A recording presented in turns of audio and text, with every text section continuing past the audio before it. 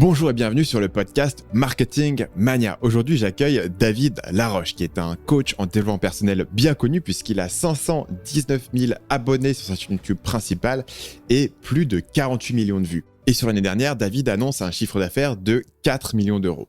Dans cet épisode, je vais notamment parler à David de son processus de travail, son processus de création, comment est-ce qu'il équilibre tout ça, comment est-ce qu'il est devenu bon dans la prise de parole publique, quelque chose auquel, de ses propres aveux, il n'était pas bon au départ. Mais je commence par challenger David sur la motivation. Est-ce que la motivation, c'est vraiment si important que ça? Est-ce que les gens ont vraiment besoin de se faire motiver? Est-ce qu'ils ont besoin de vidéos de motivation? Et il va me parler de son changement d'avis là-dessus. Comment est-ce que, entre le moment où il a commencé à faire du coaching en développement personnel et aujourd'hui, il a changé sa position sur la motivation, sur la pensée positive notamment. Et on verra comment est-ce que lui-même a mûri sur cette question et ça reflète aussi certaines des réflexions que moi j'ai eues au cours des dernières années sur l'importance, par exemple, de se sentir toujours bien, de se sentir toujours motivé et de se sentir toujours au top. Cet épisode est avant tout une plongée en profondeur dans le concept de pratique délibérée que nous expliquera David et il nous montrera comment c'est ça qui l'a aidé à se développer en prise de parole en public, à devenir un conférencier à grand succès alors qu'au départ, c'était pas gagné comme il va nous le dire. Mais c'est aussi quelque chose qu'il a utilisé dans la création de vidéos pour devenir meilleur en création de vidéos. Et vous savez que c'est un de mes grands concepts, c'est que si vous voulez avoir plus de succès en création de contenu, apprenez à créer du meilleur contenu. Et finalement, avec David, on va brainstormer sur un sujet qu'il n'a pas l'habitude d'évoquer plus que ça, qui est le copywriting, et surtout comment est-ce que vous pouvez appliquer ce concept de pratique délibérée dans le copywriting pour devenir meilleur dans la création de pages, d'emails, de vidéos, de ventes. Avant de vous laisser rentrer dans ma conversation avec David, si la création de contenu, c'est quelque chose qui vous intéresse, si vous voulez devenir excellent dans la création de contenu, j'ai une formation par email gratuite de 7 jours qui s'appelle « Construire une audience qui achète » et que vous pouvez recevoir gratuitement, sans engagement, en vous rendant sur marketingmania.fr/audience. Vous allez apprendre comment est-ce que vous pouvez partir de zéro, comment est-ce que vous pouvez identifier la bonne idée, le bon positionnement, le bon contenu à créer, construire une audience à qui vous pourrez plus tard vendre des produits ou des services. C'est marketingmania.fr/audience. Et sur ce, je vous laisse écouter ma conversation avec David Laroche. David, un truc sur lequel tu es pas mal connu, c'est tout l'aspect de la motivation. Et évidemment, sur YouTube, c'est une manière de faire beaucoup de vues, c'est d'avoir une vidéo de motivation en français. Et je vais demander, quel est ton recul aujourd'hui sur la motivation, l'importance de la motivation pour la réussite? Est-ce que tu penses que c'est vraiment un élément qui est clé? Est-ce que tu penses que motiver les gens et les booster, leur donner cette inspiration, ça va vraiment marcher? Est-ce qu'ils vont vraiment le garder? Comment est-ce que tu penses, au rôle de la motivation versus, je sais pas, des éléments comme les routines, les compétences? Tu vois, quel est le rôle de la motivation dans la réussite d'une personne, mettons dans l'entrepreneuriat? Yes, déjà j'adore ta question clairement et elle est vraiment top. Déjà, il faut qu'on dissocie deux choses. Les vidéos de motivation et motiver quelqu'un et la motivation en tant que telle, qu'est-ce que tu ressens à l'intérieur de toi? Pour réussir un projet, être motivé, ça c'est clair, tu le retrouves dans le sport de niveau, l'entrepreneuriat, c'est indispensable. Moi, mon message, il est pas tant... Je crois pas aux sources de motivation externes. C'est-à-dire que être motivé par une vidéo ou être motivé par quelqu'un d'extérieur, ça tient pas dans le temps et je crois beaucoup à cette idée de la motivation intrinsèque qui est le reflet du fait d'avoir un projet qui est en accord avec tes valeurs. Quand je parle de valeurs, c'est pas dans le sens liberté, égalité, mais dans le sens ce qui te passionne. Si t'aimes la psychologie, c'est une valeur pour toi. Si t'aimes le sport, c'est une valeur pour toi. Moi, je crois que la motivation, elle vient de l'intérieur quand tu fais ce que t'aimes et que ça a du sens pour toi.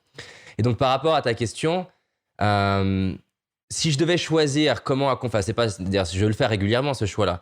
Si je dois choisir comment accompagner une personne et augmenter le plus nos chances qu'il performe, et que je dois choisir entre lui faire une vidéo de motivation et travailler sur sa manière d'aborder son travail. Moi, je suis très très fan de ce qu'on appelle la pratique délibérée, donc qui est vrai, je sais pas si tu connais. Ouais, tu peux en parler et expliquer un petit peu le concept si tu veux. Ouais, en fait, c'est cette idée, donc il y a une pensée populaire qui est vraie et fausse, qui est que pour devenir bon dans quelque chose, il faut pratiquer. Et en fait, c'est pas réellement vrai. C'est-à-dire que pratiquer te garantit juste de ne pas être mauvais. C'est-à-dire que si t'es nul et que tu pratiques quoi que ce soit, tu vas devenir meilleur. T'es une merde en anglais, tu pratiques, tu vas devenir meilleur. Mais pratiquer suffit pas. Il y a des gens qui courent tous les dimanches et qui sont pas pour autant des champions, ils le seront jamais. Moi, en anglais, pendant des années, je suis allé dans des pays anglophones et je me suis rendu compte que mon anglais il stagnait.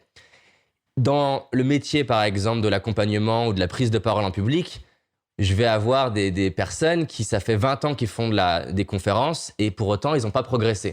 Et il y a même des études qui montrent que des personnes qui étudient, comment on appelle ça, quand tu fais une mammographie, donc je ne sais plus le terme technique, quand ils étudient le scan de l'appareil, finalement, après 20 ans d'expérience, ils ne sont pas meilleurs que quelqu'un après 3-4 ans d'expérience. Et la pratique délibérée, c'est l'étude de finalement qu'est-ce qu'on retrouve chez les personnes qui sont en capacité d'apprendre très vite et donc être vraiment performantes. Un des exemples qui est triste mais hyper intéressant, c'est ce qu'ils ont fait avec Top Gun, donc qui a donné naissance au film.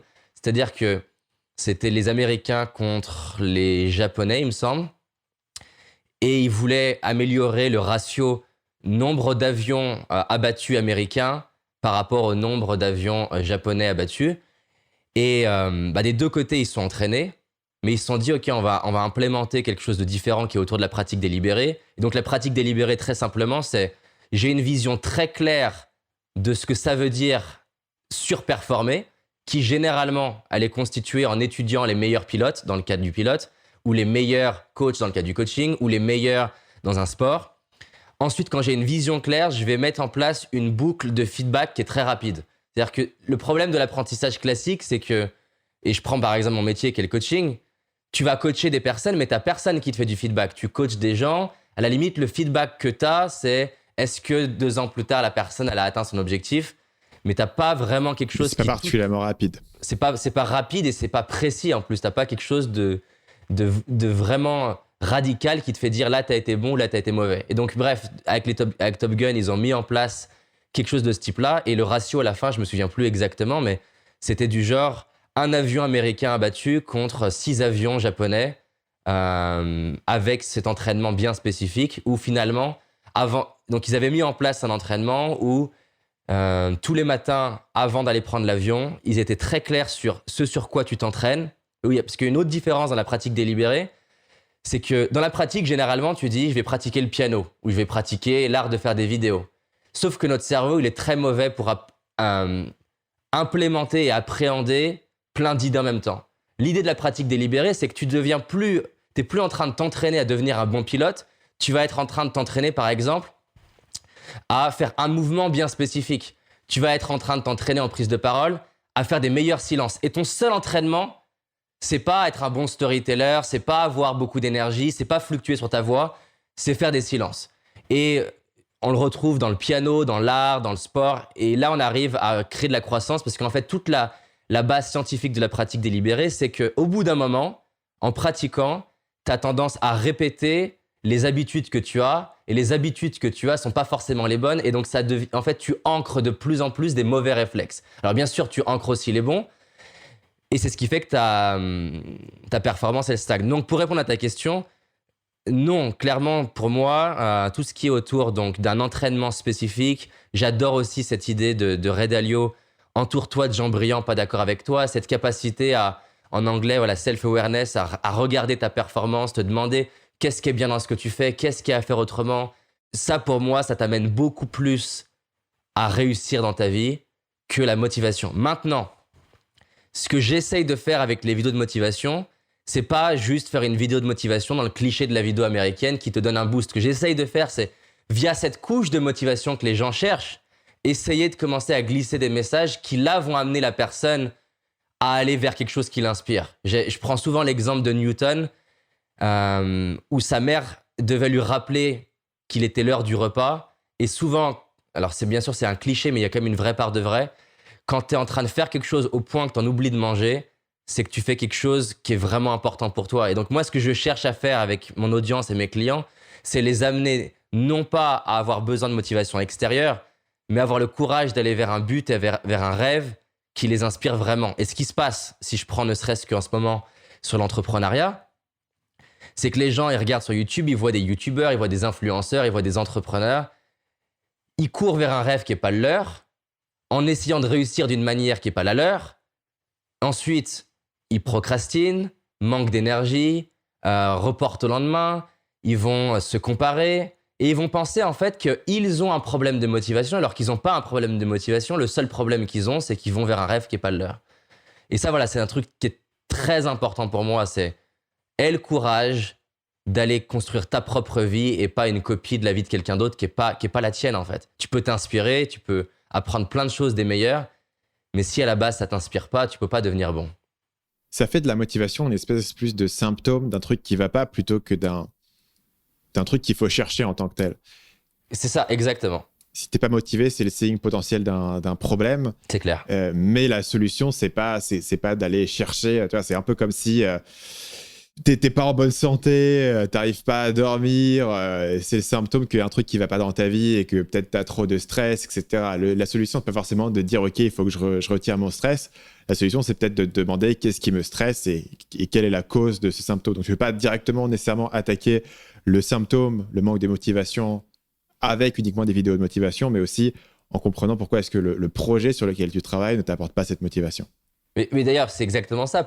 Ce que ça voudrait dire, par exemple, je vais me mettre en couple avec une femme qui me plaît pas.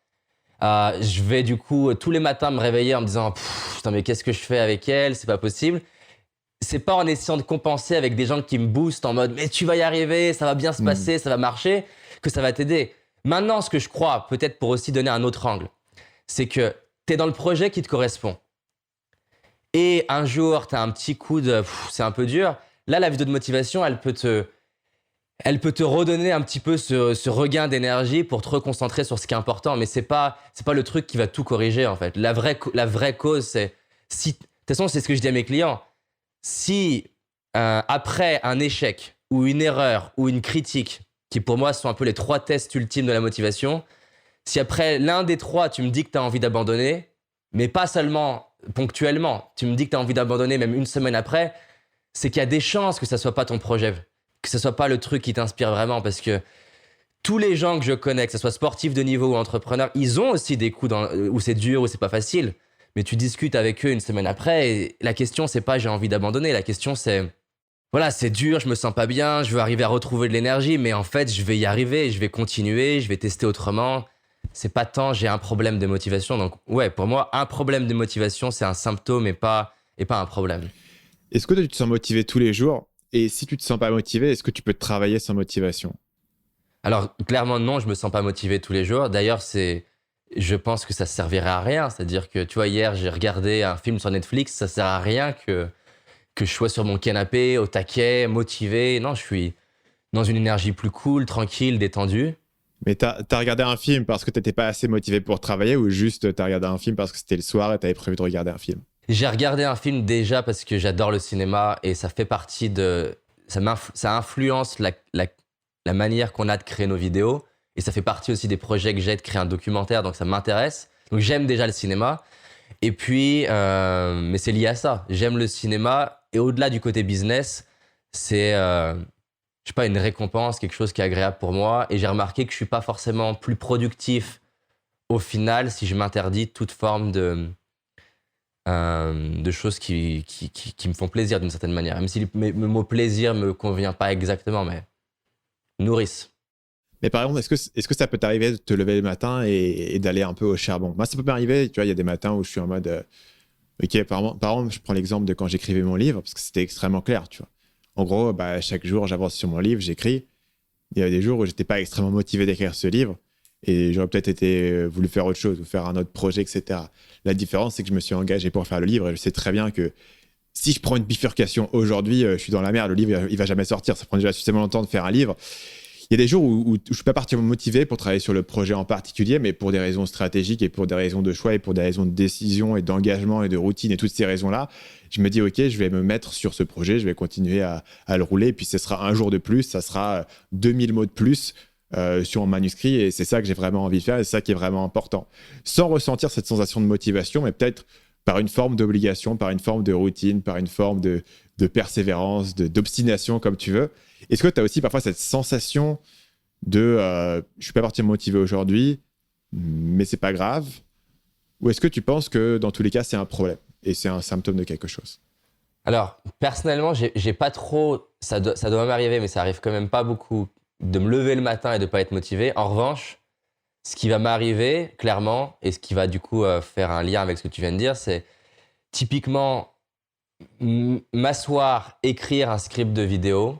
Dans le début, face à la feuille blanche, je peux avoir, dans le début de l'écriture, ce truc de « putain, j'y arrive pas, j'ai envie de faire autre chose » et je me mets à avoir des pensées d'aller manger, des pensées d'aller regarder quelque chose sur YouTube.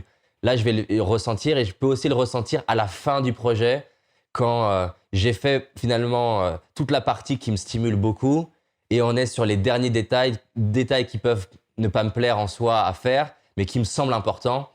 Et je peux avoir cette sensation de « oula, c'est interminable » avant qu'on arrive au niveau d'exigence que je me suis fixé pour ce projet. Donc, clairement, je vais le vivre et en fait, je connais personne qui ne le vit pas. Les personnes qui disent qu'ils ne le vivent pas, c'est juste en fait un mensonge. Et c'est d'ailleurs un cadeau pour moi de mon métier, c'est que moi, j'ai beaucoup cru en fait les gens quand ils disaient je suis tout le temps motivé, je suis tout le temps heureux. Et ça faisait même partie clairement de mes aspirations et même de mes messages. Si on regarde mes toutes premières vidéos, j'ai beaucoup cru ces trucs-là. La bonne nouvelle de mon métier, c'est que j'ai la chance d'avoir des sportifs de haut niveau en client ou des personnalités et donc d'avoir les coulisses de leur vie. Et ça m'a beaucoup appris sur me dire, bon, il y a la face publique et il y a la vraie vie des gens, plus les recherches en psychologie te fait te rendre compte ça n'existe pas quelqu'un de tout le temps motivé, ça n'existe pas quelqu'un qui a jamais peur, ça n'existe pas quelqu'un qui se disperse pas. Par contre, il y a plein de choses qu'on peut faire pour… Moi, j'aime bien cette philosophie du marin. L'idée, c'est pas de garder le cap, l'idée, c'est de le reprendre. Et donc, je vais être face à ma feuille blanche et j'arrive pas à le faire, ça soulève deux questions. Un, pourquoi je veux le faire? Parce que peut-être qu'encore une fois, on en revient à ce qu'on a dit tout à l'heure. Ça se trouve, je suis en train de m'imposer de faire un script de vidéo alors qu'en fait, je peux l'improviser, alors que je peux ne pas la faire, alors que je peux la déléguer et mon symptôme d'avoir du mal à m'y mettre, c'est peut-être juste pour me dire « David, sois créatif ». Ou créatif, j'entends, ça peut être aussi « lâche ce truc-là » en fait. Plein de fois, la réponse pour moi à un manque de motivation, c'est « je le fais pas » ou « je le délègue » ou « je le ferai plus tard ». Maintenant, il y a plein de fois aussi où j'ai ce manque de motivation entre guillemets, même si je le vivrais pas comme ça, je me dis pas j'ai un problème de motivation, je me dis juste j'ai plus de mal à m'y mettre et il y a quelque chose. Et donc là, dans cette phase où je sens que j'ai quand même envie d'y aller, je vais être en mode, j'aime bien être créatif, de me dire tiens, qu'est-ce qui fait que j'ai du mal à m'y mettre et qu'est-ce qui peut m'aider à avoir envie de m'y mettre. Peut-être que je m'y mets au mauvais moment de la journée. On a tous des moments où on va être plus ou moins créatif ou plus ou moins productif. Donc des fois, avec des clients, on va juste craquer le truc, c'est-à-dire qu'ils se forcent à le faire à 8h du matin alors qu'à 15h tous les jours, ils ont un pic d'énergie. Pourquoi? J'en sais rien, mais ça va bien avec eux. Donc avant de me forcer, j'aime bien aussi être en mode comment je peux m'y prendre autrement pour que ça soit plus fluide. Après, ça peut être, des fois j'ai du mal à m'y mettre, non pas que le projet ne me parle pas, mais j'ai quelque chose à lâcher dans l'exigence. Je prends un exemple, j'avais un TED à préparer et j'arrivais vraiment pas à m'y mettre, mais c'était pas lié au fait que c'était le mauvais projet, la difficulté à m'y mettre était la conséquence de la pression que je me mettais que ça doit être la meilleure conférence de ma vie et que ça doit faire 3 millions de vues et que je dois avoir des gens après ça qui vont me demander de passer sur des plateaux télé. Je mettais une telle pression sur le projet que la conséquence de ça faisait qu'il y avait mon système nerveux qui répondait en mode j'ai pas d'énergie. Donc avant d'en conclure, je vais me forcer. J'essaie déjà de comprendre il y a quoi dans ma psychologie qui fait que c'est difficile. Je donne un exemple qui a été dur émotionnellement pour moi. J'ai créé une vidéo il y a 3-4 ans qui était sur la gratitude. Et donc, faisant la vidéo sur la gratitude, je me suis dit, s'il y a bien une vidéo où il s'agit de la faire dans la gratitude, c'est cette vidéo sur la gratitude. Mais je m'étais mis une telle pression qu'il faut que je sois peace et dans le bien-être pendant tout le tournage, que du coup, je pétais des câbles. Et à ce moment-là, on était à Faro, Portugal. Donc, j'avais en plus, c'était le plus gros tournage que j'avais jamais fait donc c'était 8 jours de tournage avec 6 personnes. Donc, en plus, je pétais des câbles devant mes équipes où je me disais dans ma tête, mais attends, t'enseignes des trucs sur la gratitude. C'est le sujet de gratitude, tu pètes des câbles. Plus je me disais ça, plus c'était dur de le gérer. Et donc là, le problème n'était ni un problème que c'est pas le bon projet, ni David, force-toi, mais au contraire, en fait, lâche l'exigence. Et ça a été en me demandant en quoi c'est un cadeau de péter des câbles devant tes équipes et que la vidéo soit pas aussi bien que prévu, ou alors que tu ne la fasses pas complètement dans la gratitude, que là, j'ai commencé à lâcher et arrêter de me mettre la pression parce que vu qu'on tournait en extérieur, il y avait d'un coup un nuage et vu que c'était une vidéo scénarisée, tu peux pas avoir un plan où tu as tout éclairé, le plan d'après qui est éteint. Donc il y avait un stress de dire on comptait les jours pour arriver à tourner la vidéo, il s'est mis à pleuvoir. Mais bref, j'ai réussi à retrouver beaucoup plus d'énergie quand j'ai lâché quelque chose qui n'était pas lâcher le projet, mais lâcher une exigence. Donc parfois, j'ai du mal à me motiver parce que je me mets une exigence qui n'est pas celle que je veux au fond en fait. Maintenant, il reste un troisième cas où des fois je me dis bon, juste arrête et mets-toi devant le truc et continue devant cette feuille blanche, fais de ton mieux et au bout d'un moment ça va sortir. Et il y a beaucoup de fois finalement où je vais être dans ce truc-là de juste me dire en fait arrête ton discours intérieur et fais-le. Mais je préfère avant faire un check de est-ce que c'est le bon projet et deuxièmement un check de est-ce qu'il n'y a pas un truc dans le projet qui va pas. Pas la bonne personne, pas le bon moment, pas le bon rythme, pas la bonne deadline, pas la bonne manière. Et souvent, il y a un truc. Et c'est quand même plus kiffant d'avancer en mode créatif. Il y a une mode actuellement, notamment aux États-Unis, sur le stoïcisme. Il y a un peu un revival actuel sur le stoïcisme. Est-ce que toi, c'est un truc qui t'intéresse? Ouais, non, j'adore, clairement. Je suis assez fan. Bon, déjà, j'aime beaucoup l'histoire. Et spécialement, mon film préféré, c'est Gladiator. Donc forcément, le film commence avec notre ami Marc Aurèle, donc stoïque. Non, j'aime beaucoup cette philosophie parce que si je devais choisir un ingrédient à la performance et le bien-être, applicable dans tous les domaines, sport de haut niveau ou entrepreneuriat ou un domaine créatif, c'est cette idée que dans tout ce qui t'arrive, il y a une opportunité de deux types.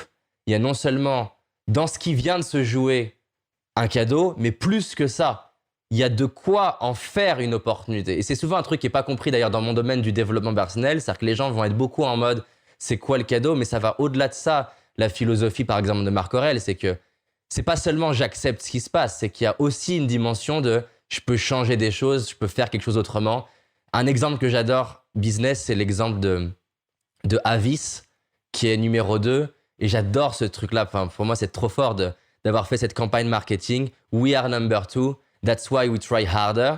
Donc, nous sommes numéro 2. C'est pourquoi c'est pourquoi on fait, je sais pas comment on peut dire, c'est pourquoi on fait plus pour vous, on travaille plus pour vous. C'est hyper puissant. C'est-à-dire qu'au lieu de se dire merde, on est numéro 2, c'est un problème parce que tout le monde veut le numéro 1, cette manière de retourner le problème en avantage que tu retrouves beaucoup dans la philosophie stoïque, c'est quelque chose que j'adore, hein, clairement. Et en plus, qui est au croisement de la performance et du bien-être. Parce que moi, un des éléments que j'ai tiré vraiment du stoïcisme, c'est d'apporter moins d'attention à ses émotions intérieures, paradoxalement. C'est-à-dire que moi, j'étais assez sensible étant jeune. Je t'ai parlé tout à l'heure en off, mon premier business qui se centrait beaucoup autour de la timidité et autour du problème de qu'est-ce que les gens vont penser de moi, autour de ça, tu vois. Et après, j'avais beaucoup de stress autour du travail, autour de différentes choses. Et en fait, ce qui m'a le plus aidé, c'est pas forcément de remplacer toutes ces émotions négatives par des émotions positives, c'est d'apprendre à ignorer beaucoup ces émotions négatives fondamentalement. C'est-à-dire que toute cette idée d'anxiété sociale, quand tu vas quelque part et tu es super anxieux d'y aller, etc., il y avait plein de fois, quand j'étais jeune, où je tournais, je m'en allais, je partais. Ça m'est arrivé d'arriver à des soirées, d'arriver devant la porte et de partir. Parce que j'étais un truc où ça valait même pas le coup pour moi de le rentrer. Et le truc, c'est que ça a jamais totalement disparu, cette anxiété, mais c'est juste que maintenant, j'ai découvert que c'était un petit truc, tu vois, c'était un nuage dans le ciel, c'était un truc qui allait aller, venir, qui allait disparaître. Et c'est aussi ça qui a fait que... Et le problème, c'est que ça... Enfin, c'est peut-être pas un problème d'ailleurs, mais c'est une autre conséquence, c'est que ça affecte aussi la manière dont tu vois des éléments comme, par exemple, la motivation. Tu vois, la motivation, je le vois un petit peu comme un truc passager qui est là, il n'est pas là, et finalement, je me dis que l'idéal serait peut-être d'agir de la même façon qu'il soit là ou qu'il soit pas là. Et c'est pour ça que je te posais cette question sur le stoïcisme. C'est clair. C'est d'ailleurs pour ça que je préfère beaucoup plus parler d'inspiration que de motivation qui va être quelque chose de fluctuant, clairement. Comment tu vois la différence entre les deux? Pour la version simple, c'est l'un qui vient de paramètres extérieurs et l'autre qui vient de paramètres intérieurs. Donc, c'est facile d'être motivé quand on te dit t'es super, et c'est facile pour plein de gens d'être démotivé quand on te dit t'es nul. C'est facile d'être motivé quand t'as une victoire, apparente, en tout cas, facile d'être démotivé quand tu as un échec apparent.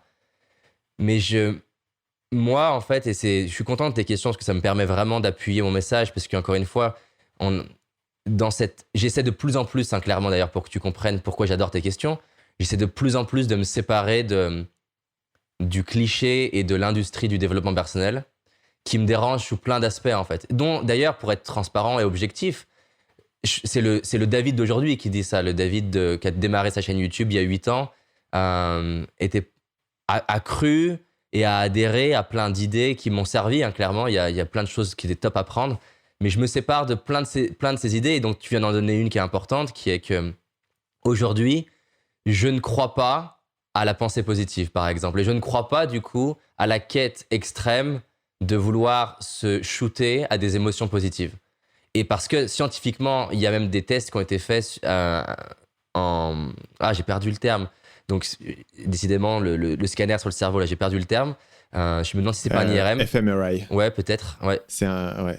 Et donc, ils ont fait une expérience qui est hyper intéressante, ils demandent à des gens d'aller se souvenir d'un souvenir extrêmement positif, mais positif dans le sens qu'ils l'ont perçu comme étant une source unique de plaisir, une source unique d'avantage, avec du coup 0 inconvénient et 0 souffrance. Et en fait, ce qu'ils se rendent compte, c'est que plus ils demandent aux gens de faire ça, plus il y a ce qu'ils appellent les anti-mémoires, une autre partie du cerveau qui leur remonte soit un souvenir qui a une charge opposée, c'est-à-dire que si par exemple, c'est un moment où ils se sont sentis extrêmement puissants, il va avoir un souvenir où ils se sont sentis extrêmement faibles, ou alors ça va être un cauchemar virtuel, non pas du passé, mais futur, où par exemple, ils vont d'un coup, donc à force de s'imaginer juste overpowered, extrêmement puissants, au-dessus des autres, ils vont d'un coup avoir une peur qui va leur arriver, liée au futur, de se faire, j'en sais rien, critiquer publiquement, humilier, détruire d'impuissance. Et donc, aujourd'hui, vraiment dans la direction vers laquelle je vais, je dissocie toutes les émotions qui sont polarisées, donc par exemple l'excitation, la peur, la colère, mais aussi cette surconfiance qu'on pourrait avoir à 3 émotions qui sont du coup, je cherche d'ailleurs en ce moment un terme pour même ne plus appeler émotions, qui sont certitude, gratitude, et donc certitude, gratitude, présence et amour, donc ça fait 4. Et qui sont 4 émotions qui sont pas polarisantes, et dans les 4, tu as tendance à embrasser la vie telle qu'elle est. Et quand je parle d'amour, c'est pas l'amour que tu vois sur Facebook dans les citations on a tendance à mettre amour dans une case de tout ce qui est agréable. Sous-entendu, si je te valorise, c'est de l'amour, si je te critique, c'est pas de l'amour. Dans ma définition vers laquelle je travaille, c'est cette idée d'Einstein que l'amour, c'est la synthèse des opposés. Et donc, quelqu'un qui va te faire une critique, quelque part, il te rend autant service que la personne qui va te valoriser. Parce que des fois, il n'y a rien de pire, je crois que c'est Bill Gates qui a une citation, il n'y a rien de pire que quelqu'un qui pense qu'il a réussi, parce qu'il arrête de se remettre en question. Donc voilà, je suis très vigilant avec moi-même et avec mes clients au shoot d'émotions positives. Et du coup, par conséquence, quand tu es moins attaché à te vivre des shoots d'émotions positives, tu es du coup aussi moins réactif quand tu te vis ton petit shoot d'émotions négatives. En fait, tu contemples les deux en disant « Tiens, je me sens fier de moi. Tiens, je me sens anxieux. » Tu es plus en observation et du coup, ton émotion, elle passe beaucoup plus vite pour te reconcentrer sur ce que tu as à faire. Tu pratiques la méditation ? Je pratique la cohérence cardiaque, qui est un petit peu différent, c'est-à-dire que c'est une respiration qui est toute simple, qui consiste à inspirer sur 5 secondes, expirer sur 5 secondes. Et j'en ai encore fait 20 minutes là ce matin. Je la pratique pas de manière disciplinée et je la pratique de manière, dès que je sens que j'ai une tendance à être hyperactif et j'ai une tendance à avoir un biais autour de pousser plutôt que freiner, autour de me challenger plutôt que de me reposer. Et donc du coup, par le passé, à force de vouloir, et sans me forcer d'ailleurs, à force entre guillemets de travailler comme un fou ou de passer des longues heures à faire quelque chose à la base que j'aime, être moins vigilant à mon sommeil ou le besoin de me reposer. Et donc là, en ce moment, depuis plusieurs années, je suis attentif à ce truc-là. Et quand je sens que je commence à être un peu plus en train de tirer, mettre de la respiration, du sport, c'est un peu la philosophie du sport. C'est-à-dire que tu peux pas pousser sur ton muscle en permanence, il a besoin de se reposer. Donc, je le pratique dans ce sens-là. Je voudrais reparler un peu de pratique délibérée parce que c'est vachement intéressant, mais on n'a pas eu le temps de l'explorer à fond. Tu parlais de l'importance de cette pratique délibérée, donc d'identifier une compétence bien précise que tu veux pratiquer, de la pratiquer avec des feedbacks rapides. C'est le plus évident dans le domaine du sport. Par exemple, un élément qui est souvent mentionné, c'est les tirs à 3 points en basket que tu peux répéter de manière très fréquente. Et évidemment, tu as un feedback qui est directement immédiat, qui est est-ce que tu as mis le panier ou non. Mais tu as mentionné rapidement le fait de le pratiquer pour la création de vidéos, pour la prise de parole en public. Moi, un domaine où on me pose souvent la question, c'est sur le copywriting, l'écriture de pages de vente et comment le pratiquer. Le feedback n'est pas si rapide que ça, il n'est pas si précis que ça, tu ne sais pas exactement quelle partie de ta page a marché ou pas marché. Donc, comment est-ce que toi, tu mets en place la pratique délibérée dans les domaines qui t'intéressent le plus? On peut parler du... Tu as mentionné que le coaching avait une difficulté à avoir la pratique délibérée.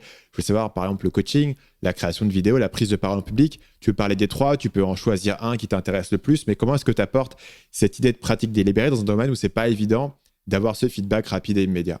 Ouais, c'est top. Alors déjà, je vais répondre effectivement sur comment moi je l'ai fait dans les domaines qui m'ont parlé. Et puis après, on peut réfléchir, si tu veux, ensemble à comment on peut l'implémenter dans le copywriting, où clairement, je l'ai beaucoup moins implémenté.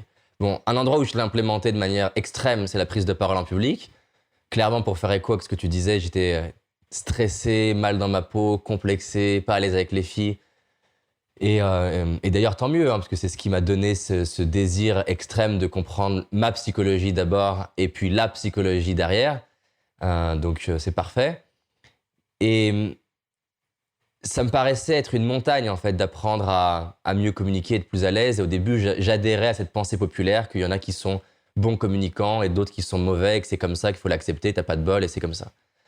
Et dans la pratique délibérée, déjà, ce que ça m'a donné, c'est que ça m'a donné l'opportunité de me concentrer sur des petites choses et pas le gros morceau qui est la relation à l'autre, la séduction ou la prise de parole. Et donc, dans la prise de parole, j'ai donné des exemples de comment moi je le faisais. Déjà, ce qu'il faut, c'est avoir un contexte où tu pratiques rapidement et régulièrement. Donc, je me suis donné le défi pendant 1 an de faire 2 conférences par soir, 5 soirs par semaine quasiment. Donc, je louais une salle à 17h30 jusqu'à minuit. Pourquoi je faisais 2 conférences par soir? C'est que ça me coûtait pas beaucoup plus cher de prolonger d'1 heure et ça me permettait d'avoir 2 créneaux pour rentabiliser ma salle. Et donc, du coup, forcément, quand tu fais 2 conférences par soir pendant 1 an, déjà, ta courbe de progression en prise de parole, elle est nettement plus grande. Maintenant, pour aller plus loin en progrès, ce que je faisais pour appliquer la pratique délibérée, c'est que je conscientisais avant chacune des prises de parole sur quoi tu vas t'entraîner, David. Et j'acceptais du coup que sur le reste, je sois moins bon. Donc si par exemple, cette session, je m'entraîne à faire fluctuer ma voix, parce qu'au début, j'avais du mal à faire ce truc-là, donc monter ma voix, la descendre, monter, descendre, pendant toute la conférence, je jouais sur ce truc-là, quitte d'ailleurs à court terme à avoir une conférence avec un taux de satisfaction plus faible que d'habitude. Parce que l'endroit où je me mesurais, c'était pas ma capacité à parler en public, c'était ma capacité à faire onduler ma voix. Puis après, ça a été pendant 1 semaine, je vais m'entraîner sur faire des silences. Et t'as des moments comme ça hyper bizarres où en fait t'es en train de te forcer à faire un silence, où ça paraît largement trop long. Et du coup, ça va m'amener sur un autre ingrédient pour le feedback, c'est que je me filmais et je me regardais. Et ça me permettait de voir que le silence qui m'avait paru extrêmement long dans ma tête, en fait, il n'avait pas duré très longtemps. Et qu'au contraire, j'étais encore pas du tout à ce qu'on pourrait considérer être un trop long silence. Donc le fait de me forcer chaque semaine à me dire, là tu t'entraînes sur les silences et tu te regardes en vidéo pour voir ce que ça donne, ça m'a permis de conscientiser vraiment à l'intérieur de moi ce que ça donne le bon silence. Après, j'ai fait pareil sur le storytelling, j'ai eu beaucoup de mal pendant des années à regarder les gens dans les yeux, mon père spécialement. Et là, clairement, pendant des mois, c'était mon défi, regarder un peu plus de temps les gens dans les yeux, les regarder dans les yeux, que ce soit mon père, des inconnus ou des clients, ce que j'avais tendance à regarder un peu partout. Alors pour 2 raisons, une raison de timidité et une autre raison qui est qu'on n'a pas tous la même manière d'accéder à l'information dans notre esprit. Certains, on a besoin de bouger nos yeux, mais clairement, c'était pas que ça, c'était beaucoup de la timidité. Donc j'ai passé des semaines à me forcer à regarder dans les yeux au point que du coup, quand je le faisais, j'étais moins articulé, j'étais moins bon, j'étais moins efficace, que c'était mon seul entraînement, regarder dans les yeux. Mais en faisant ça sur plusieurs semaines, j'ai commencé à devenir meilleur sur mes silences, meilleur sur mon storytelling, meilleur sur regarder dans les yeux, meilleur sur m'approcher de mon audience, meilleur sur leur serrer la main, meilleur sur leur poser des questions.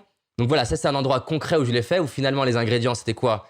Je prenais des figures pour moi qui étaient des références de la prise de parole. Donc il y avait Obama à l'époque que je regardais en boucle. J'avais coupé ces 45 secondes où il monte sur scène au tout début et j'essayais de décortiquer comment est-ce qu'il respire, comment il se positionne, combien de temps il met entre le moment où il est devant le pupitre et combien de temps il va mettre avant de parler, quelle est l'amplitude de son regard. J'essayais de comprendre ce truc-là et de m'entraîner à faire pareil, déjà chez moi tout seul, puisque c'est bon de s'entraîner dans un contexte qui est safe, qui est secure, où il n'y a pas d'enjeu. Et je répétais pour essayer de reproduire la même manière de démarrer ce discours, puis ensuite l'appliquer en conférence. J'ai été extrême, hein. Je regardais comment Brad Pitt dans Fight Club positionnait ses pieds, l'alignement de ses pieds, parce que j'avais tendance à pas aligner. J'avais un de mes pieds qui était plus en rentrée, et c'est clairement pas charismatique, clairement quelqu'un qui marche en ayant ses deux pieds pas parallèles.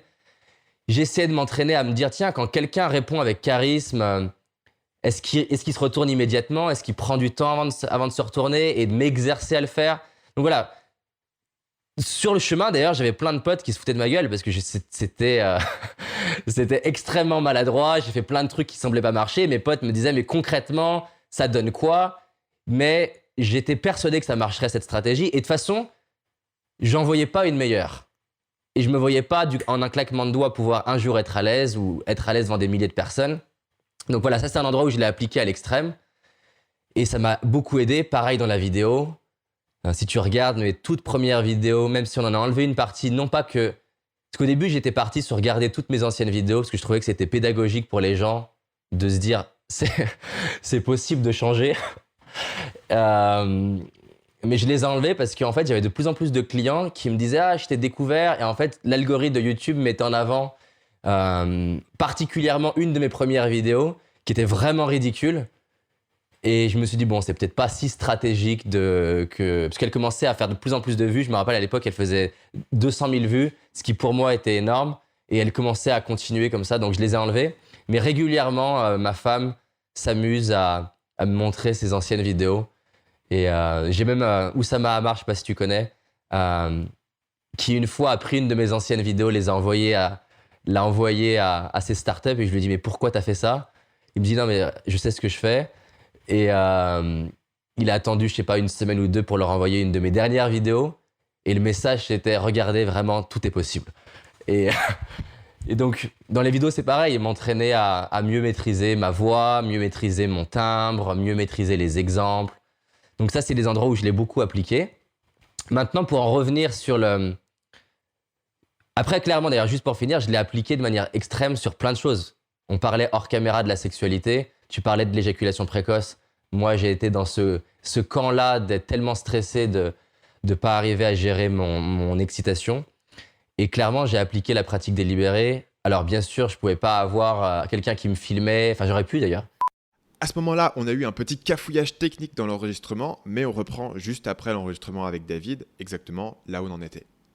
Donc, on parlait de la pratique délibérée. Effectivement, c'est vrai que c'est intéressant parce que le contexte dont on avait mentionné l'éjaculation précoce en off à l'origine, c'était effectivement que moi, j'avais fait un programme à l'époque qui s'appelait la méthode des talons à ce sujet-là. Et c'est vrai que la solution, en fait, c'est un certain nombre de pratiques que tu peux faire à la fois pour renforcer certains muscles, mais à la fois des pratiques mentales. Et en fait, c'est de pratiquer des petites techniques vraiment très spécifiques dans un moment qui te permettent de retenir, en fait.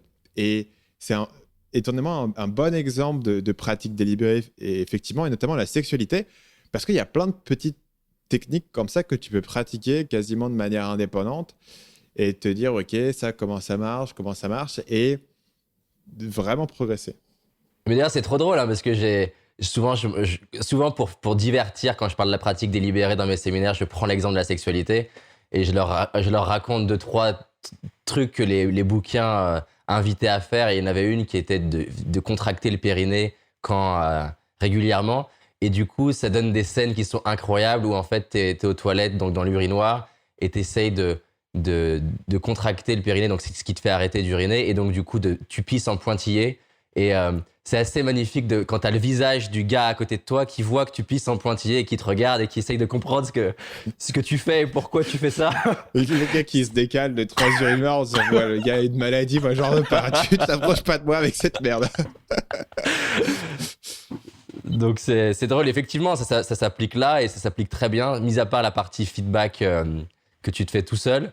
Mais donc on était effectivement sur la pratique délibérée. On peut revenir sur la partie copywriting. Ce qui est sûr, c'est que tu peux clairement plus ou moins appliquer facilement la pratique délibérée en fonction de ce sur quoi tu veux progresser. L'idéal, si on veut le cliché de la pratique délibérée, tu as besoin de gens qui sont excellents dans le domaine. Donc, il y a des domaines où tu as plus de mal à trouver des gens excellents. Mais en copywriting, c'en est pas. Tu trouves. À mon avis, ouais, t'as ça. Donc, tu disais numéro 1, trouver des gens excellents. Copywriting, je pense que tu peux les trouver. Tu peux avoir un peu la liste des pages légendaires des copywriters. Quels seraient les autres ingrédients dont on aurait besoin? Ok. La deuxième étape, c'est une fois que tu as identifié des gens qui sont au top, c'est essayer de décortiquer. Alors là, souvent, on parle d'une performance, mais décortiquer les sous-étapes qu'ils sont capables de faire. Alors, dans le cas d'une page, on pourrait imaginer qu'on pourrait regarder les choses sous 2 angles. L'angle du résultat et l'angle du process. Alors, l'angle du résultat, on a besoin que de la page, de se rendre compte, est-ce qu'il y a des ingrédients communs aux meilleures pages?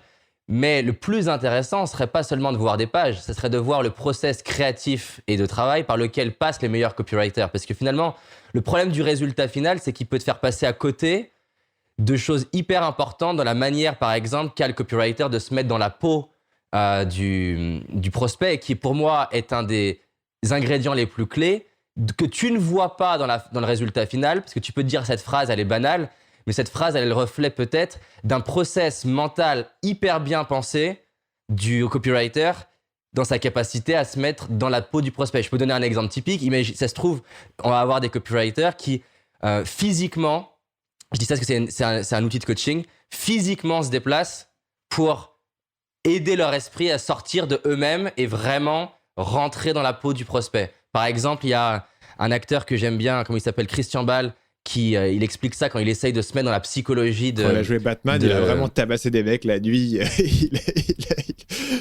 il a arrêté des braqueurs de banque. Je sais pas jusqu'où il est allé, mais en tout cas, il explique qu'il va à l'extrême dans essayer de se mettre physiquement. Et c'est intéressant l'interview que j'avais vue avec lui, parce qu'il dit il y a des acteurs qui sont capables, sans éléments particuliers, de se mettre dans la peau de leur personnage. Mais il dit, moi, je suis pas très bon là-dedans, donc j'ai besoin de beaucoup de data. Typiquement, il va côtoyer des gens comme ça, essayer de s'habiller pareil, se coiffer pareil, changer son corps. Mais c'est intéressant parce que ça fait partie du process. Et donc, dans la pratique délibérée, on est plus souvent centré process que résultat. Donc ça peut être un deuxième ingrédient, essayer de côtoyer, rencontrer, voir des interviews de gens qui sont des copywriters pour essayer de comprendre comment ils s'y prennent mentalement, par quoi ils passent, c'est quoi leurs réflexes, les questions qu'ils se posent, les erreurs qu'ils essayent d'éviter. Ça peut donner beaucoup de choses, le process mental.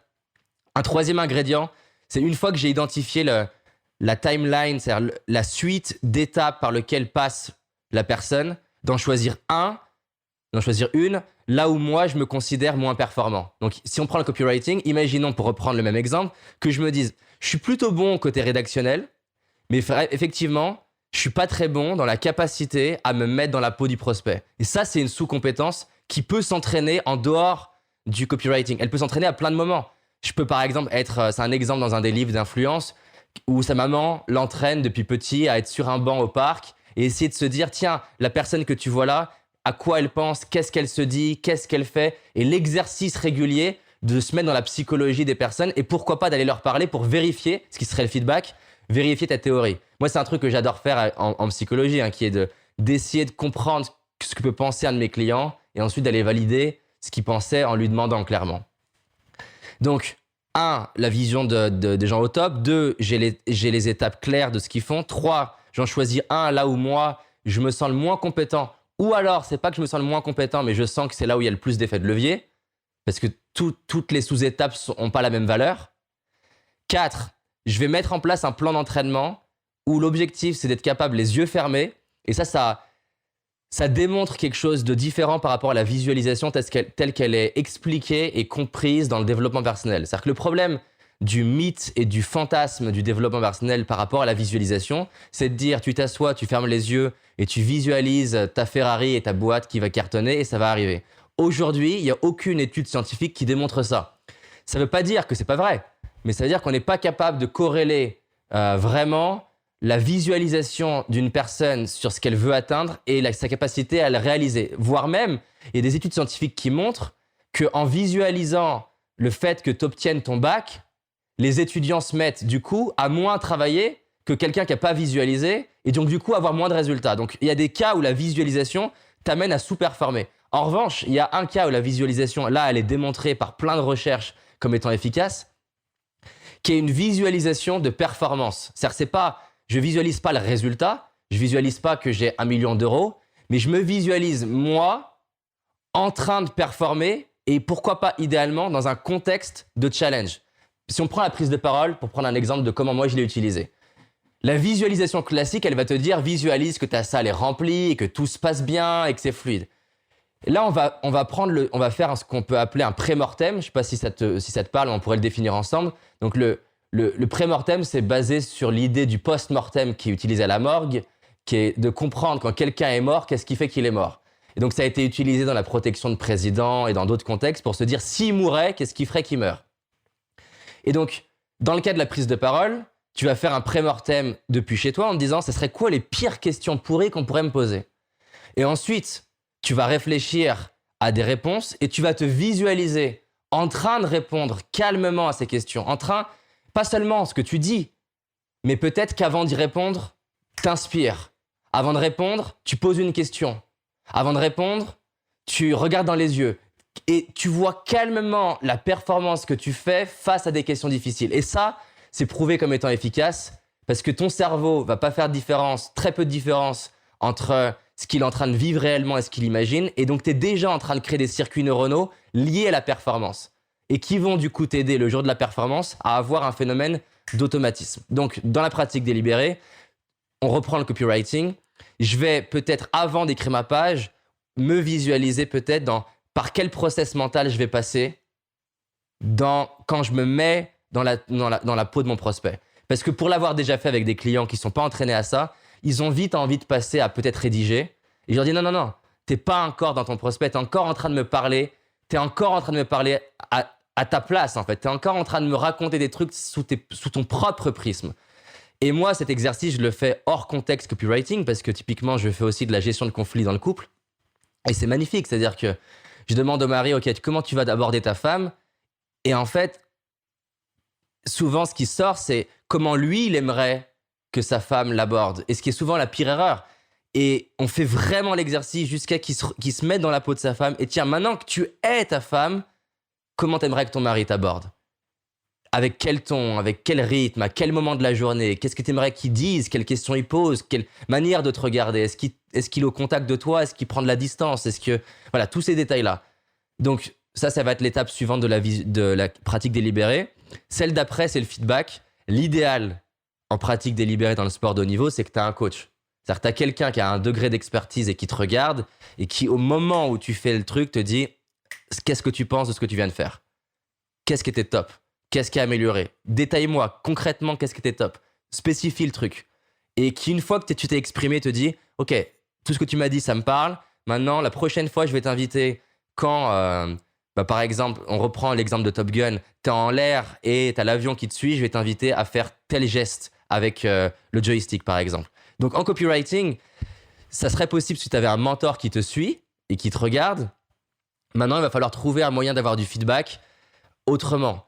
Donc, ça peut être de créer un binôme avec un autre copywriter. Donc, ce n'est pas un mentor, mais c'est quelqu'un qui est peut-être au même niveau que toi, avec qui il va prendre ta lettre de vente et te faire un feedback sur ce que lui il voit et sur ce que lui il pense. On pourrait l'appliquer au niveau du process qui est de temps en temps d'écrire une page de vente chacun de son côté à côté pour essayer de comprendre dans la manière qu'on a d'écrire où est-ce que ça bloque.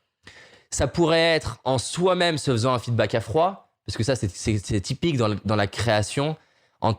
On n'a pas la même lecture de ce qu'on a fait au moment où on l'écrit ou au moment où on crée que 2 heures plus tard, 1 jour plus tard. Donc, ça peut être intéressant de regarder ta page de vente sans pour autant vouloir la changer, mais pour essayer de... Parce que toi, tu connais le process mental par lequel tu es passé et d'essayer de te dire, tiens, dans ma page, qu'est-ce qui marche moins bien? Après, comme tu l'as dit, ce qui est complexe dans une page de vente, c'est que tu sais pas toujours ce qui fait qu'elle a marché ou pas, même si tu peux mettre en place des split tests pour essayer de te dire, tiens, finalement, quand je mets tel ingrédient, ça marche mieux. On pourrait aussi split tester le process, c'est-à-dire, tiens, quand je vais essayer de faire une page de vente en mettant 20 minutes de plus à me mettre dans la peau du prospect et faire comme d'habitude et voir si ce que j'arrive à sortir est mieux. Et puis après, la dernière étape, c'est de se challenger sur des choses inconfortables. Parce que l'erreur, dès qu'on devient bon, c'est de privilégier les voies de confort. Pourquoi on progresse quand on est nul? C'est que tout est inconfortable. Alors que dès qu'on commence à devenir bon, je le vois moi en anglais, c'est vraiment un endroit où je veux progresser. Mais le problème, c'est que aujourd'hui, j'ai suffisamment de vocabulaire pour souvent m'en sortir pour dire ce que je veux.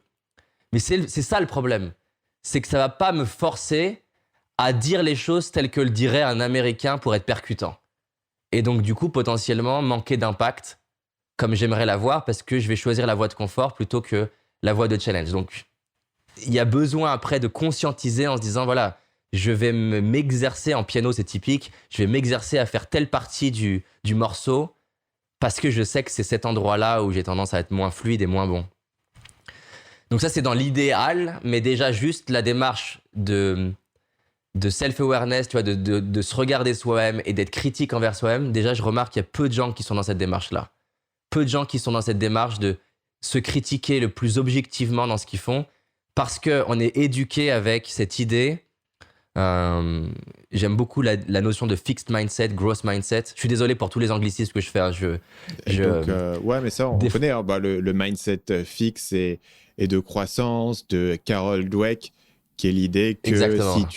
Certaines personnes pensent que c'est comme ça, qu'ils sont intelligents, ils sont pas intelligents, ils sont bons, ils sont pas bons, ils savent parler public, ils savent pas parler public, et que c'est un élément qui est fixe. Et d'autres personnes pensent que toutes ces compétences peuvent se pratiquer et se développer, et que, évidemment, les gens qui ont cette croyance dans le fait que toute lacune peut être améliorée sont les gens qui ont finalement tendance à améliorer ces lacunes. Voilà, et la raison derrière ça, c'est que quand tu considères que ta performance, elle te définit pas en tant que personne comme le fixed mindset, du coup, tu es beaucoup plus à même de recevoir des critiques négatives parce que ça définit pas ta personne, ça définit ta performance, ça définit ce que tu as fait et en plus, ça n'est qu'un avis. Et au contraire, c'est vraiment cette idée, entoure-toi de gens brillants pas d'accord avec toi. Quand tu es vraiment à l'extrême du growth mindset et de la pratique délibérée, tu es en recherche de critiques. Et je prends souvent l'exemple dans mes séminaires de mes premières vidéos YouTube où il y a un mec qui sort de nulle part et qui dit David, arrête de mettre le costume de ton père. En fait, je l'ai mal pris. Je me suis dit que c'était un enculé ce jour-là. Mais la réalité, c'est qu'effectivement, c'était peut-être pas le costume de mon père, mais il était clairement largement trop large et pas du tout en accord avec ce que je voulais dégager.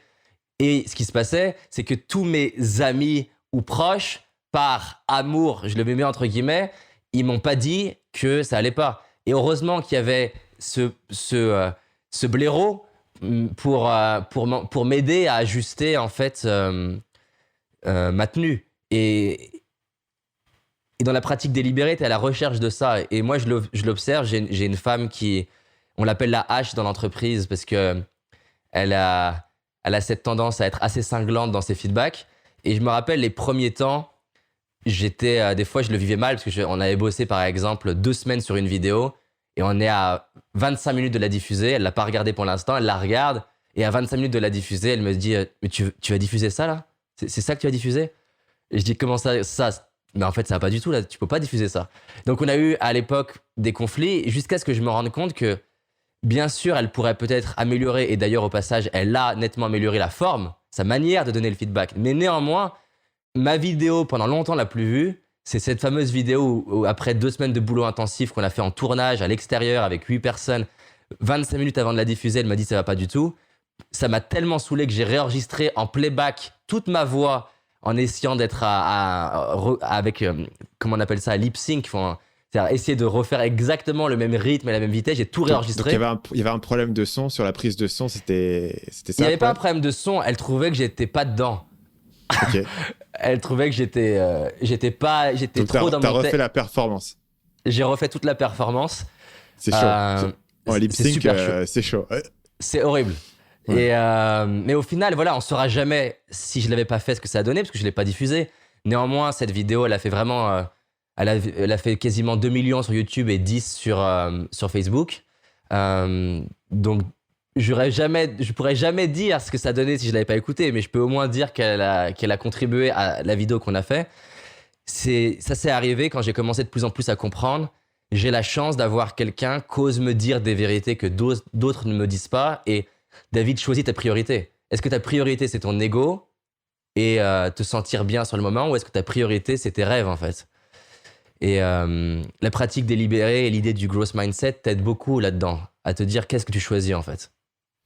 Pour terminer sur le copywriting, je pense qu'il y a deux petites idées qui sont aussi intéressantes, plus tu as spécifique au copywriting, qui sont numéro 1.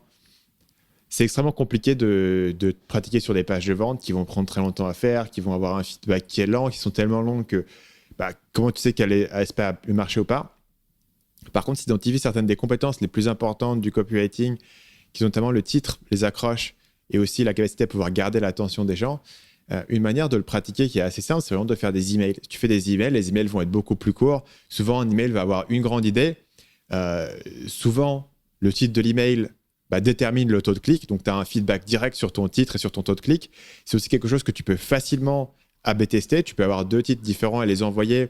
Et généralement, tu peux avoir un résultat qui est significatif. Là où c'est beaucoup plus compliqué sur une page de vente parce qu'il y a tellement de facteurs différents qu'il faut avoir beaucoup de conversions pour voir une différence. Là, c'est juste un clic, donc tu auras naturellement beaucoup plus de clics que de ventes. Les emails, tu peux aussi en faire souvent. Il y a des gens qui font des emails quotidiens, ce qui n'est pas forcément ma méthode favorite personnelle. Mais par contre, si tu t'entraînes et que tu pratiques, c'est génial parce que tous les jours, tu vas faire un email. Je vais voir ceux où les gens ont cliqué, ceux où les gens n'ont pas cliqué. Les titres, tu vas pratiquer. Donc, c'est un moyen de pratiquer cette petite compétence en séparation. Et l'autre que les gens ne pensent pas, et moi qui a continué à beaucoup me former, c'est YouTube. En fait, faire des vidéos YouTube, tu retrouves certaines de ces micro-compétences du copywriting qui sont, numéro 1, le titre, l'accroche. Comment je trouve la bonne accroche? Et vraiment apprendre sur YouTube, moi, je passe parfois 30-40 minutes sur le titre et la miniature. Tu vas trouver la bonne accroche, le truc irrésistible, le bon point d'entrée. Et ça vaut le coup. Et c'est aussi un travail qu'il faudrait faire sur une page de vente. Ah, c'est clair, c'est ingrat presque, je trouve. Mais c'est ingrat et fascinant, les titres et la miniature, à quel point ça contribue à la performance d'une de tes vidéos. Et ensuite, YouTube te donne le graphisme de rétention de tes auditeurs. C'est-à-dire que sur YouTube, tu sais exactement à quelle section, à quel moment, à quelle phrase, à quelle seconde tu as perdu l'attention des gens. Ce qui est pour un copywriter, c'est l'essence du truc. Parce que si les gens ne vont pas au bout de ta page ou s'ils ne lisent pas ta page, tu les as perdus, ils ne vont pas acheter. Donc, aussi bon soit ton texte, s'il y a des moments qui sont un peu chiants, qui sont un peu mous, où tu perds les gens, tu les as perdus. Est-ce que toi, tu utilises d'ailleurs, en parlant de copywriting, des outils qui finalement vont être assez similaires à YouTube, qui te donnent une représentation, tu sais, les heatmaps, pour arriver à comprendre justement comment tes lecteurs ils ont lu une page? Quelque chose que tu utilises? Je les utilise, mais je t'avouerai que j'en tire pas autant.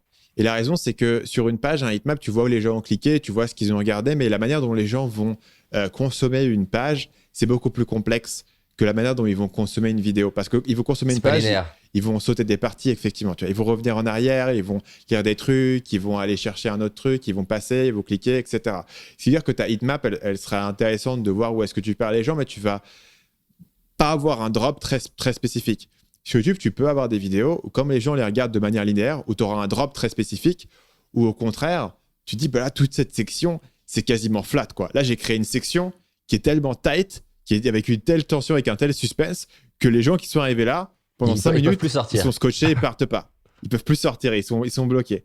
Et là, tu te dis, cette section, elle avait quoi? Qu'est-ce qui a fait l'accroche au départ?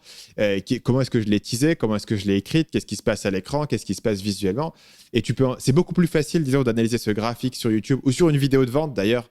Parce que quand je faisais la séduction, notamment mes produits sur le sexe, j'étais un des premiers vraiment à me dire les vidéos de vente, comment ça marche, etc. Donc là, j'ai une vidéo de 35-40 minutes de vente avec un graphique. À l'époque, j'utilisais Wistia avec un très bon graphique de rétention. Et donc, du coup, je pouvais dire, là, en gros, sur toute cette section où je présente différentes fonctionnalités du produit, je perds pas mal de monde, quoi.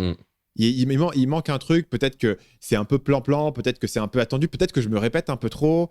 Tu vois, je pouvais vraiment identifier des problèmes qui étaient très spécifiques. Là où sur une page de vente, en fait, si cette partie elle est un peu moins intéressante, les gens vont aussi la skipper et passer à autre chose, ce qui saute moins aux yeux sur une heatmap. Mais ça reste intéressant de voir, et ça reste notamment intéressant sur un site web, notamment plus, tu vois, que sur une page de vente sur un site web, parce que sur un site web, les gens vont se retrouver avec une barre latérale avec 50 boutons. Et c'est un genre, mais est-ce qu'il y a des gens qui cliquent sur ces boutons? Et tu vas choper une heatmap et tu vas percevoir que Personne, ouais.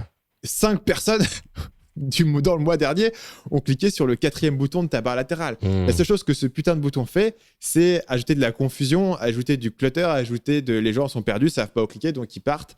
Et là, pour le coup, ça a une valeur énormissime parce que du coup, tu peux vraiment savoir, il y a vraiment des éléments sur ta page qui, toi, te semblent importants d'être là, mais vraiment, personne le voit et personne clique dessus. Mais c'est pour ça que si on résumait, parce que là, j'ai décrit la pratique délibérée comme si on voulait la suivre à la lettre, mais déjà, si on résumait dans ses fondamentaux, tu es dans une démarche d'auto-feedback de toi-même, vraiment de te remettre en question, qu'est-ce qui est top dans ce que je fais, qu'est-ce que ça donne, comment je peux améliorer. Déjà, vraiment, j'observe que beaucoup de personnes ne sont pas dans cette démarche-là dans tous les domaines. C'est-à-dire que beaucoup de gens font des vidéos et je leur demande, OK, ta vidéo, t'en penses quoi? Qu'est-ce qu'il y avait de top? Qu'est-ce que tu ferais différent la prochaine fois? Déjà, juste ces questions basiques. En fait, la plupart n'ont pas de réponse. Et pareil, en prise de parole, quand j'aide des gens à la prise de parole, je leur dis, OK, ton introduction, t'en penses quoi? Tu referais quoi si on le recommence dans 5 minutes? Les gens ont beaucoup de mal à se poser ces questions-là. Donc déjà, juste faire ça, tu te sépares franchement d'au moins 80% des gens dans ton domaine. Si en plus, tu rajoutes de mettre en place ne serait-ce que des petits outils de mesure, comme des split tests et regarder les résultats, comme regarder sur YouTube, comme le fait de regarder tes ouvertures par ton emailing et pourquoi pas constituer un Google Sheet pour que tu puisses regarder et essayer de comprendre des tendances. Si tu fais ça en plus. Et 3, essayer de synthétiser des bonnes pratiques, des choses qui semblent hyper importantes pour toi ou pour tes équipes à faire.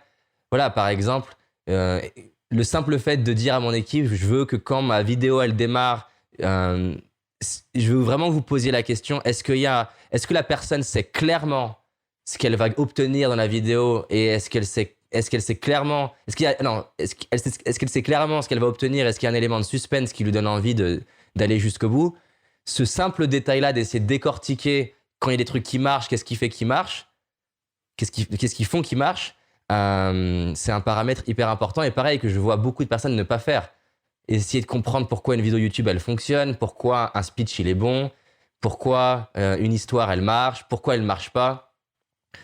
Dans l'autre sens, pareil, tomber sur une vidéo YouTube que tu trouves bonne, mais tu vois qu'il y a peu d'engagement, de dire tiens, mais il y a un truc qui manque dans cette vidéo. Est-ce que c'était le titre? Est-ce que c'était la description? Est-ce que c'est l'énergie de la personne? Est-ce que c'est la structure de la vidéo? Juste faire ça de manière régulière dans un domaine qui nous passionne, ça nous sépare de beaucoup de gens en fait. Si je prends le coaching, il y a plein de personnes qui vont coacher pendant 30 ans sans jamais se demander à la fin du coaching tiens, mon coaching, qu'est-ce qui était top dans ce que j'ai fait? J'ai créé une école de coaching, donc je forme une trentaine de coachs par an. Et voilà, j'ai mis en place une batterie de systèmes pour qu'ils s'entraînent dans tous les sens, pour pas faire comme la plupart des écoles où ils absorbent 2 ans de connaissances et que vraiment, ça soit 2 ans de pratique délibérée. Et ils sont en permanence. Donc déjà, ce qu'on fait, c'est que on filme mes coachings, que je leur débrief et ils peuvent me demander de mettre pause en permanence pour qu'ils puissent me dire David, stop, t'as fait quoi là? Et je leur explique au fur et à mesure. On filme leur coaching pour que je puisse débriefer leur coaching en vidéo. Je les fais passer devant tout le monde et je peux les arrêter à tout moment devant tout le monde pour qu'ils puissent capter, pour augmenter le degré de challenge et qu'ils puissent s'entraîner. Ce que je fais, c'est que je fais un exercice où je prends un coaché et 3 coachs. Et c'est moi qui décide quand ils tournent.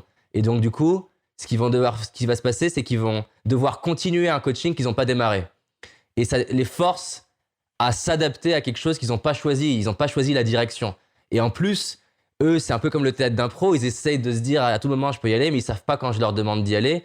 Tous ces trucs-là, ça a pour objectif de rentrer en pratique délibérée. À chaque fois qu'ils finissent un coaching, ils doivent répondre qu'est-ce qui était top, qu'est-ce qui serait amélioré. Potentiellement, ils peuvent repasser derrière pour voir si vraiment ça s'implémente.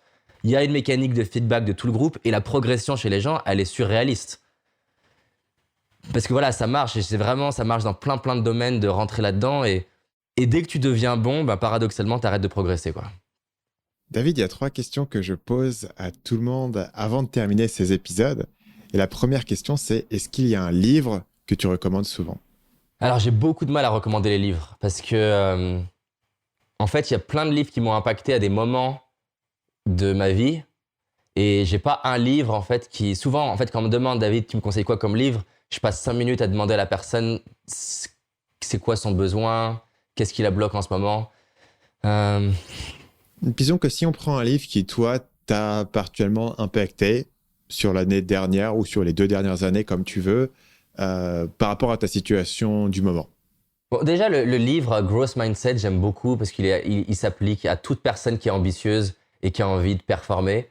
Et même moi qui enseignais ça, relire le bouquin récemment, ça m'a refait du bien de me dire, OK, il y a encore des endroits dans ma vie où j'ai encore trop de fixed mindset et je suis pas encore assez à l'aise de me mettre en danger, d'embrasser l'idée de rater, d'échouer, d'être critiqué. Donc ça, je pense que ça t'aide vraiment en termes de mindset. Alors c'est aussi sur la pensée stoïque, j'ai vraiment aimé le livre The Obstacle is the Way de Ryan Holiday. Au niveau business, j'en ai lu plein en ce moment, mais alors en ce moment je lis surtout des bouquins qui vont pas forcément aider beaucoup de gens, mais qui sont sur vraiment comment tu construis une culture d'entreprise avec des tueurs. C'est vraiment mon objectif de l'année, c'est ça le prioritaire. T'en as un qui t'a particulièrement plu?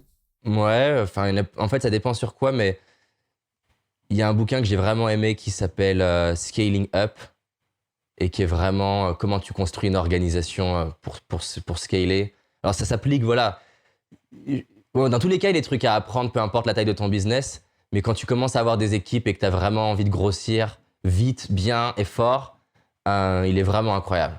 Franchement, c'est impressionnant ce qu'il y a dedans. Mais je cherche un livre marketing plus récent. C'est pas obligé d'être des livres marketing. Tous ceux que tu as cités fonctionnent très bien par rapport à cette catégorie. On pourra mettre les liens dans la description de l'épisode pour tous les gens qui veulent avoir tous les livres qui ont été cités. Si tu en as un autre qui te vient à l'esprit, tu peux le mentionner, mais il n'y a pas d'obligation que ça soit un livre de marketing. Attends 2 secondes, je vais ouvrir mon truc de Kindle, je vais te dire. Vas-y. Alors, j'ai bien aimé, mais je dirais pas que j'ai bien aimé là récemment. J'ai lu Outliers de Malcolm Gladwell. J'ai trouvé que c'était intéressant pour remettre en question un petit peu, pour être humble sur tes réussites, de te rendre compte qu'il y a quand même des paramètres qui sont pas liés à toi. Et qui est aussi un grand livre sur la pratique délibérée. Il a notamment popularisé le concept des 10 000 heures de Erickson. C'est lui qui a été un de celui qui les a beaucoup diffusés. Même si c'est assez critiqué en fait. Qui est assez critiqué, notamment la présentation qu'on a fait Gladwell, mais finalement, l'idée reste cohérente. Ah si, ouais. J'ai adoré Contagious. Donc, un livre sur le marketing viral et créer des produits qui sont... Ouais, j'ai adoré ce bouquin. Très bien. Et parfois, ça nous en fait quelques-uns. On mettra tous les liens dans la description de l'épisode. La deuxième question, David, c'est si tu pouvais revenir en arrière et voir le David quand il avait 20 ans, qu'est-ce que ce mec-là, il a besoin d'entendre comme conseil? Le David de 20 ans, il avait besoin de 3 conseils. Alors, je vais pas... Le premier, clairement, c'est celui, on va pas y passer 3 heures, qui est la pratique délibérée. Clairement, ça a changé ma vie. J'ai une foi totale là-dedans. Je vais pas en reparler. Le deuxième, c'est autour du regard des autres. J'avais besoin d'entendre 2 choses par rapport au regard des autres. Un, c'est un cadeau d'être crucifié. C'est un cadeau d'être critiqué. Et arrête de le fuir. Parce que la plus belle chose qui peut t'arriver, David, c'est d'être critiqué. Parce qu'il y a rien de plus puissant pour arriver à t'estimer toi-même et en avoir vraiment une bonne fois pour toutes, rien à foutre, que de le vivre. Et donc, je lui dirais, avance vers ce que t'aimes, embrasse les critiques. Et le deuxième truc par rapport aux critiques que je lui dirais, c'est que j'ai compris plus récemment en tant qu'entrepreneur dans les 3 dernières années. J'ai eu 3 phases. Une phase, c'était je veux pas être critiqué. Après, j'ai eu une phase, donc du coup, je fais rien. la phase d'après, ça a été, c'est OK d'être critiqué, mais j'avais le fantasme que si tu fais quelque chose de bien, de qualitatif, tout le monde va l'aimer. Et donc, du coup, si on n'aime pas ce que je fais, ça veut dire que mon travail est pas bon. Et sans m'en rendre compte, ça m'a amené à créer un contenu qui était lisse et à avoir un positionnement et un branding qui était lisse. Parce que finalement, mon indicateur de performance n'était pas tant ce que moi je pense de mon propre travail, mais combien de gens disent qu'ils l'ont aimé ou combien de gens disent surtout qu'ils l'ont. D'avoir le moins de personnes qui disent qu'ils l'ont. Moins de personnes possibles qui disent qu'ils l'ont pas aimé. Et depuis 3 ans, et donc c'est ce que je dirais à ce David-là, je lui dirais en fait, être critiqué, c'est peut-être la meilleure chose qui peut t'arriver pour ton business parce que ça montre que tu as suffisamment assumé ton positionnement, ton message, ton identité et qui du coup va créer des vrais fans par rapport à ce message-là. Et donc je lui dirais, définis et décide par qui tu veux être détesté. Et ce travail-là, dans ces 2 dernières années, m'a vraiment beaucoup aidé. De vraiment décider, de définir, je veux être critiqué par qui. Et si quelque part, j'ai pas de temps en temps des critiques de ces gens-là, il y a quelque chose que je fais pas assez bien. Ça m'a vraiment aidé. Et aussi avec les équipes, comment lire nos commentaires. Et du coup, de se dire, tiens, ce commentaire-là négatif, est-ce que c'est notre avatar qui l'écrit ou est-ce que c'est notre anti-avatar qui l'écrit? Et donc, si c'est notre anti-avatar qui l'écrit, c'est une bonne nouvelle. Typiquement, pour prendre un exemple concret, je suis fasciné, admiratif de toutes les personnes qui ont beaucoup d'ambition. C'est pour ça que j'adore étudier les sportifs de haut niveau. J'en ai comme ami, j'en ai comme client. Et donc, l'ambition, c'est quelque chose de très fort chez moi. Mais dans l'univers du développement personnel, l'ambition, c'est des fois un peu catégorisé dans quelque chose de carriériste, je pense qu'à moi, je m'en fous des autres. Et donc, du coup, sans m'en rendre compte, c'est ça le pire avec notre cerveau, hein, sans m'en rendre compte, je nivelais mon message, je lissais mon message sans parler trop de ce truc-là, par peur qu'il y ait des gens qui puissent dire « Ah, David, il est pas bien, il est méchant, il est mal », parce qu'en fait, il a vraiment envie de tout déchirer, parce qu'il a envie d'aider les gens qui veulent déchirer, et parce qu'en fait, il n'a pas envie d'aider ceux qui n'ont pas envie de se bouger les fesses. Et depuis 2 ans où progressivement, on est en train de faire travailler, que ce soit le type de musique qu'on met dans les vidéos, les messages, le branding, les couleurs, on travaille tout avec le prisme de t'es ambitieux, t'as faim, t'es prêt à te bouger, t'es prêt à te remettre en question, t'es à la fois la tête dans les étoiles, mais en même temps très pragmatique. Et t'as très très faim, on est pour toi. T'es dérangé par l'idée de te dépasser, mais vraiment, t'es dérangé par l'idée de rêver très très très grand. T'es dérangé par ça, et ben tant pis en fait, pars. Et ce truc-là me fait beaucoup de bien déjà à moi, mais en plus de ça, j'ai jamais eu autant d'entrepreneurs de plus d'1 million d'euros de chiffre d'affaires, de sportifs qui s'intéressent à moi. Là récemment, j'ai une mannequin qui est très connue en France, et une des mannequins les plus connus en France qui veut un coaching sur un truc privé. Ça serait pas arrivé, je pense, il y a 3 ans, parce que j'avais un positionnement trop gentil et petit garçon. Alors qu'en fait, mes vraies lectures ont toujours été les top performers dans tous les domaines. Donc voilà, je dirais à ce David,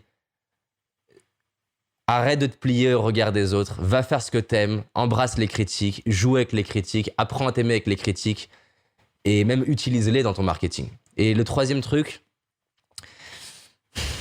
ça serait mets plus vite de la valeur sur t'entourer de gens qui sont excellents.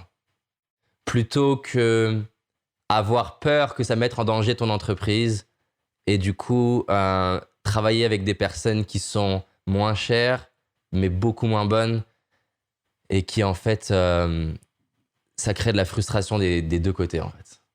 Parce que je suis un casse-couille hyper exigeant et que du coup pour quelqu'un pour qui c'est pas ce qu'il veut dans sa vie, et ce que je comprends, je suis chiant et donc c'est pas agréable pour elle, c'est pas agréable pour moi. Et là je vois, pour avoir des personnes dans l'équipe qui sont ce que les Américains ils parlent des A-players, voilà, pour moi c'est le kiff quoi, hein. C'est le kiff d'avoir des gens dans l'équipe où ils vont... De toute façon, mon kiff absolu, c'est quand quelqu'un de l'équipe fait quelque chose où je me dis, j'aurais pas réussi à faire mieux, en fait.